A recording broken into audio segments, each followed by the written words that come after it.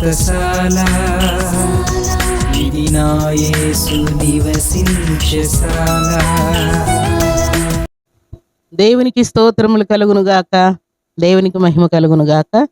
సర్వశక్తివంతుడు అయినటువంటి దేవాతి దేవుడు మనలందరినీ ప్రేమించి ఆయన ఇచ్చినటువంటి శుభదినాన్ని బట్టి దేవదేవుని స్తుతిస్తూ ఉన్నాను. ప్రియులారా, మీ అందరికీ యేసుక్రీస్తు నామములో శుభములు వందనములు తెలియజేస్తూ ఉన్నాను.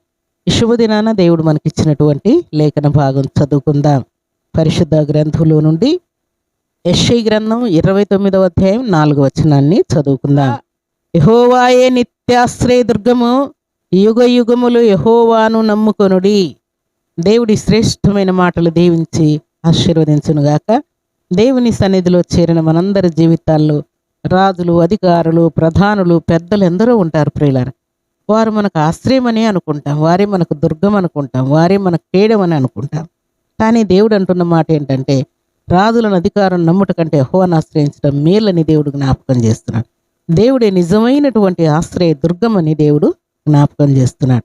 అందుకే పరిశుద్ధ గ్రంథంలో చక్కని మాట వ్రాయబడింది. చూడండి, ఆ మాట చదువుకుందాం. కీర్తనల గ్రంథం 31వ అధ్యాయం 3వ వచనాన్ని చదువుకుందాం. నా కొండ, నా కోట నీవే, నీ నామమును బట్టి త్రోవ చూపి నన్ను నడిపించుము. నా ఆశ్రయ దుర్గము నీవే, నా ఆశ్రయ దుర్గము నీవే అని భక్తులు దేవుణ్ణి కొనియాడుతూ ఉన్నారు. నా కొండ నీవే, నా కోట నీవే, నన్ను నడిపించే నాయకుడు నీవే అని దేవుణ్ణి కనపరుస్తూ ఉన్నారు ప్రియులారా.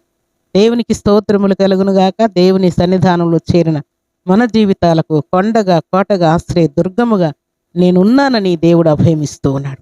ఎలాంటి పరిస్థితులు వచ్చినా, ఎలాంటి రోగములు చుట్టుముట్టినా, శత్రువులు చుట్టుముట్టినా, అపవాది కలిగించే తొందరలు ఎన్ని కలిగినా, ఎలాంటి వ్యాధులు మనల్ని అంటిపెట్టుకొని ఉన్నా కూడా ఆశ్రయ దుర్గముగా ఆయనే మన వెంట ఉంటున్నానని జ్ఞాపకం చేస్తున్నాడు. దేవుణ్ణి వర్ణించిన ప్రతిసారి ఈ చక్కని మాట పలుకుతూ ఉన్నారు ప్రియులారా. కీర్తనల గ్రంథం 37వ అధ్యాయం 39వ వచనాన్ని చదువుకుందాం. బాధ కలుగునప్పుడు ఆయనే వారికి ఆశ్రయ దుర్గము. ఏదైనా మనకు బాధ కలిగిందంటే భర్త కంటే, భార్య కంటే, తల్లి కంటే, తండ్రి కంటే, అన్నదమ్ములు, ఫ్రెండ్స్, బంధువులు, రక్తసంబంధికుల కంటే కూడా దేవుడే బాధ కలుగునప్పుడు మనకు సరైనటువంటి ఆశ్రయ దుర్గముగా ఉంటుంది. ఆశ్రయ దుర్గము ఆయన అని దేవుడు జ్ఞాపకం చేస్తున్నాడు. దేవునికి స్తోత్రములు కలుగునుగాక. శుభదినాన దేవుని సన్నిధానంలో చేరిన మనందరి జీవితాలకు ఆశ్రయ దుర్గము ఆయన అని దేవుడు జ్ఞాపకం చేస్తున్నాడు. ఈ శుభదినాన ఆశ్రయము లేరని, తల్లిదండ్రులు లేరని, భర్త లేడని, భార్య లేదని, పిల్లలు లేరని, ఆస్తులు లేవని, ఇల్లు లేదని, స్థలం లేదని, అమౌంట్ లేదని, నేను దిక్కులేని అనాథనని ఒకవేళ నువ్వు ఫీల్ అవుతూ ఉన్నావేమో. దేవుడు అంటూ ఉన్నాడు, ఆశ్రయ దుర్గము నేనే అని దేవుడు అంటున్నాడు. భక్తులు కూడా మా ఆశ్రయ దుర్గము నీవేనయ్యా అని దేవుణ్ణి కొనియాడుతున్నారు. దేవునికి స్తోత్రములు కలుగునుగాక. ఈ ఉదయకాల సమయంలో దేవుడు నీకు ఆశ్రయ దుర్గముగా ఉన్నాడన్న సత్యమును జ్ఞాపకం తెచ్చుకొని దేవుని యొక్క ఆశీర్వాదాన్ని పొందుకొని దేవుని కొరకు బలమైన సాక్షిగా నువ్వు నిలిచి ఉండాలని దేవుడు జ్ఞాపకం చేస్తున్నాడు. దేవుడు ఆశ్రయముగా ఉంటే మనం ఎక్కడున్నా సరే ఆయన మనల్ని కాపాడుకుంటూ వస్తాడు ప్రియులారా. సంపూర్ణ స్వస్థత, విడుదల, విశ్రాంతిని అనుగ్రహిస్తాడు. అందుకే భక్తులు మనస్ఫూర్తిగా నా ఆశ్రయ దుర్గం నీవేని దేవుణ్ణి కొనియాడుతూ ఉన్నారు. దేవునికి స్తోత్రములు కలుగునుగాక. దేవుని సన్నిధానంలో చేరిన మనందరి జీవితాల్లో విద్య, బుద్ధి, వివాహం, సంతానం, అప్పులు, కేసులు, గొడవలు, అనారోగ్యాలు, ఎన్ని పరిస్థితులు ఉన్నా కూడా అన్ని పరిస్థితులను చక్కదిద్ది నేనున్నాను నీకు ఆశ్రయ దుర్గముగా నీ దేవుడు నీ జీవితంలో రుజువు చేయబోతూ ఉన్నాడు.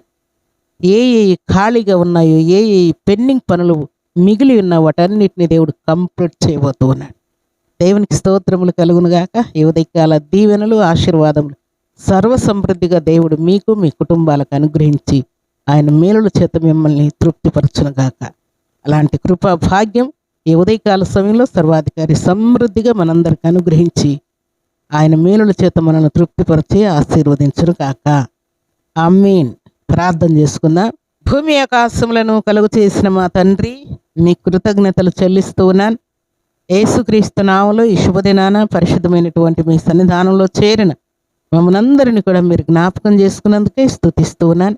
మీరే మాకు ఆశ్రయముగా ఉన్నందుకై మీకు స్తోత్రాలు. మా దుర్గముగా ఉన్నందుకై, మా కొండగా కోటగా ఉన్నందుకై మిమ్మల్ని స్తుతిస్తూ ఈ ఉదయకాల దీవెనలు ఆశీర్వాదం సర్వసమృద్ధిగా అనుగ్రహించినందుకై స్తుతిస్తున్నాను.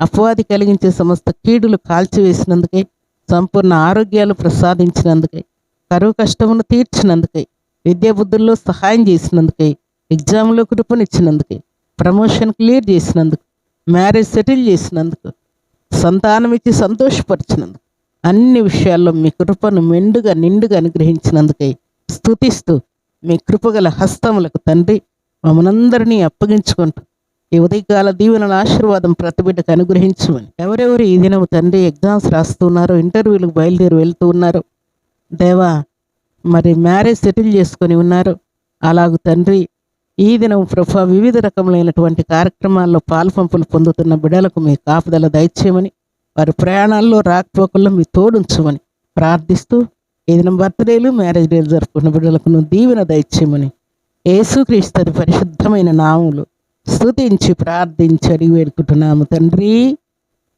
ఆమేన్.